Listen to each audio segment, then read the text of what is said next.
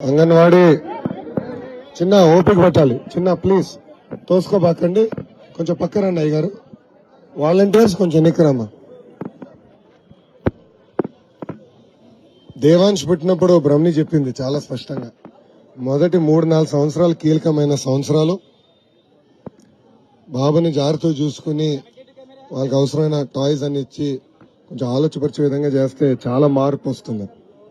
Mind development అంతా కూడా ఆ ఏజ్ లోనే ఎక్కువ శాతం జరుగుతుందని చెప్పారు. సో అందుకే బాబు గారు మిమ్మల్ని గుర్తించి ఆనాడు జీతాలు కూడా పెంచడం జరిగింది.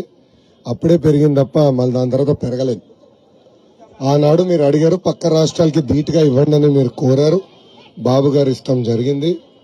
తర్వాత ఈ 4 సంవత్సరాలు 9 నెలలుగా ఎక్కడ జీతాలు పెరిగే పరిస్థితి లేకుండా పోయింది. ఇప్పుడు బాధాకరమైన విషయం ఏంటంటే, సమస్యలు ఉంటాయి, మనందరం మాట్లాడుకుంటాం, కానీ మనం పరిష్కరించుకోవాలి. కానీ బాధాకరమైన విషయం ఏంటంటే, ఏకపక్షం కేసులు పెడతాం, తాళాలు పగలగొడతాం, మేమే నడిపిస్తామంటే భోజనం వడ్డిస్తామే కాదు అంగన్వాడీ టీచర్ల బాధ్యత. అది కేవలం ఏదో భోజనం వడ్డిస్తాం కాదు, మీరు సమాజంలో చాలా కీలకమైన పాత్ర వహిస్తారు. అది చాలా చాలా బాధేస్తుంది. ఈరోజు నేను మీ ధర్నాలో పాల్గొన్నప్పుడు చాలా స్పష్టంగా చెప్పాను, న్యాయబద్ధంగానే డిమాండ్లు కొన్ని ఉన్నాయి, దానికి మీకు అండగా తెలుగుదేశం పార్టీ నిలబడుతుందని చాలా స్పష్టంగా చెప్పాను. పక్క రాష్ట్రాలకి ధీటుగా జీతాలు పెంచే బాధ్యత మన ప్రభుత్వం తీసుకుంటుంది. మీకే తెలుసమ్మా, అప్పుడు అంగన్వాడీ భవనాలు కట్టిందంటే తెలుగుదేశం ప్రభుత్వమే. అటు పక్కన పట్టణాల్లో కానివ్వండి, గ్రామాల్లో కానివ్వండి పెద్ద ఎత్తున కట్టాం. కొంచెం టీచర్ ట్రైనింగ్ కూడా ఆనాడు నారాయణ గారు మంత్రిగా ఉన్నప్పుడు కూడా ఆయన కూడా చేశారు. ఒక పైలట్ గా చేసి తర్వాత మేము అందరం కూర్చొని మాట్లాడుకున్నాం ఎలా చేస్తే బాగుంటుందని. అప్పుడు మన సునీత గారి మంత్రిగా ఉన్నారు, పరిటాల సునీత గారు మంత్రిగా ఉన్నారు. కేబినెట్ మీటింగ్ లో బాగా గుర్తుంది, మేము లాస్ట్ లో కూర్చునే వాళ్ళం తల్లి. కేబినెట్ మీటింగ్ లో బాబు గారు దూరంగా కూర్చునే వాళ్ళం. మేమందరం ఆడుకుని ఇట్లా చేశారంట, పట్టణంలో గ్రామాలు ఇట్లా చేయాలి, టాయ్స్ ఇలా కొనాలి, ఇలా పుస్తకాలు అప్గ్రేడ్ చేద్దాం, కొంచెం ఇన్పుట్ ఇద్దామని అప్పుడు చాలా చర్చించాం, కొన్ని చేశాం. అనుకోకుండా ప్రభుత్వాలు మారినాయి. ఎన్నికల ముందర మీకు అనేక హామీలు ఇచ్చారు, ఇప్పుడు ఆ హామీలని గాలికి వదిలేశారు.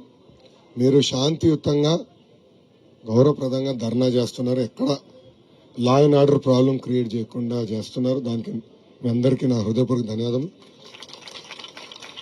శాంతియుతంగా పోరాడాలి తల్లి, ప్రజల్లో కూడా చైతన్యం తీసుకురావాలి. ఎందుకంటే ఈ ప్రభుత్వం ఏదో మీరు అడిగేది కరెక్ట్ కాదని ప్రజల్లోకి తీసుకెళ్తున్నారు, అది బాధేస్తుంది. మళ్ళీ ఎన్నికల ముందర ఎందుకు హామీ ఇచ్చారండి? ఊదరగొట్టాడు కదా హామీలు ఇచ్చి. 2014లో బాబు గారు హామీ ఇవ్వలేదు జీతాలు పెంచుతారని, కానీ చేశారు. కారణం ఏంటంటే ధరలు పెరిగినాయి, మీరు కూడా ఇల్లు వదులుకుని బిడ్డలు వదులుకుని మీరు పనిచేస్తున్నారు, మిమ్మల్ని ఆదుకోవాలని ఆనాడు చేశారు. ఆనాడు పక్క రాష్ట్రాలకి ఈక్వల్ గా ఉండేది మన వేతనాలు, 2 సార్లు పెంచారు. ఇప్పుడు ఆ 2 సార్లు పెంచింది వీళ్ళేదో పెంచినట్టు చెప్పుకుంటున్నారు తల్లి. అవునా కదా, వీళ్ళు పెంచారని చెప్తున్నారు తల్లి, అదే వింతకుంది నాకు. అదే అవునమ్మా. సో ఇది దయచేసి మీరు మన నిరసన తెలపాలి, శాంతియుతంగా తెలపాలి. 3 నెలలు ఓపిక పట్టండి, మన ప్రభుత్వం వస్తుంది. న్యాయబద్ధమైన మీ డిమాండ్లు పరిష్కరించే బాధ్యత మేము తీసుకుంటాం. 2 రోజుల క్రితం మీ ధర్నాలో పాల్గొన్నాను. అక్కడ చాలా స్పష్టంగా హామీ ఇచ్చాను. ఆ హామీకి నేను గాని తెలుగుదేశం పార్టీ కట్టుబడింది. ఓకేనమ్మా, వెళ్ళొస్తానమ్మా, ఉంటానమ్మా. కూర్చోండి. ఏంటమ్మా మెంబర్ ఒక్క నిమిషం కూర్చోండి. నేను లోపల రావచ్చా? ఒక్క నిమిషం మీరు ముందు రండి, నేను మధ్యలో కూర్చుంటా.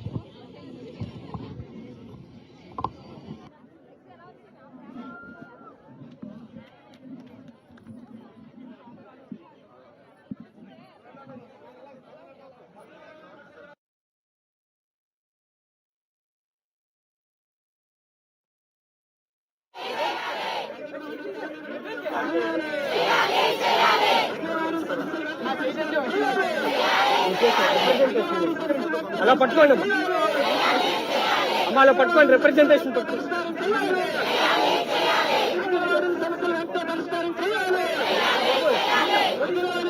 అలా పట్టుకోమ్మా తల్లి.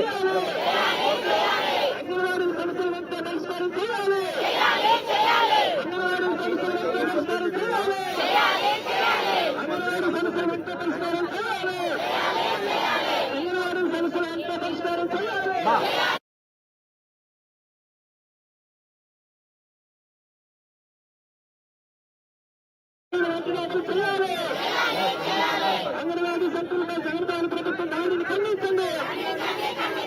అంగన్వాడీ సెంటర్లపై జగన్మోహన్ ప్రభుత్వం దాడిని ఖండించండి.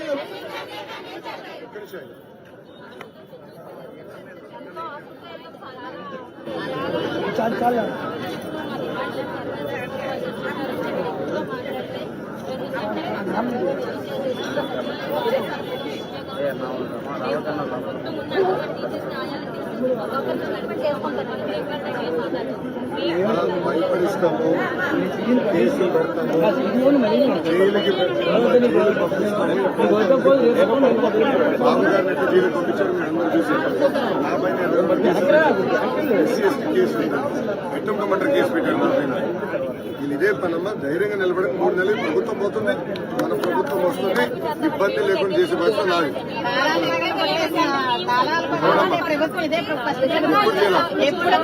నేను ఒకటే అమ్మా, సమస్యలు ఉంటాయి, సమస్యలు ఉండకుండా పోదు, కానీ మన సమస్యలు మనం కూర్చుని మనం పరిష్కరించుకోవాలి. ఒక్కసారి అవ్వకపోవచ్చు, 2 సార్లు 3 సార్లు కూర్చుని మన సమస్యలు మనం పరిష్కరించుకోవాలి. ఏ ఢిల్లీోడో తెల్లోడో చేయడు కదా ఇది. మొదటిగా మనందరం ఆంధ్రులమే కదా. ప్రభుత్వం కూడా పెద్ద మనసుతో సమస్యలను పరిష్కరించాలి. ఆనాడు కూడా బాబు గారు మీకు ఇబ్బంది ఉన్నట్టు కూర్చోబెట్టి ఏంటమ్మా ఎలా చేయాలి చెప్పండి అన్నా, చేయగలిగి చేసాము, చేయలేదమ్మా ఇప్పుడు కాదు, 10 సంవత్సరం తర్వాత చేద్దాం.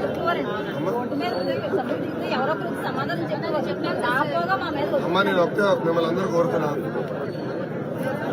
మేము కూడా మనుషులమే, 10 నిర్ణయాలు 3 తప్పు అవుతాయి. నేను ఒకవేళ పొరపాటు చేస్తే పొరపాటు చేసి మేము చెప్పండి పరిష్కరిస్తాం. కానీ ఎన్నో దినం మీకు చాలా పవిత్రమైన భాష, పసి బిడ్డల్ని మీరు జాగ్రత్తగా చూసుకుంటున్నారు. అది చూసుకోండి, మీకు మెరుగైన ట్రైనింగ్ కూడా ఇస్తాము, బిల్డింగ్స్ పక్కడబండి కడతాము, టెక్నాలజీ కూడా అందించి మిమ్మల్ని జాగ్రత్త చూసుకుంటాం.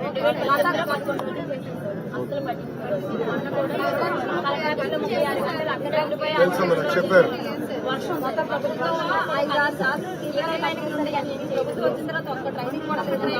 మా 3 నెలలు ఓపిక పెట్టు.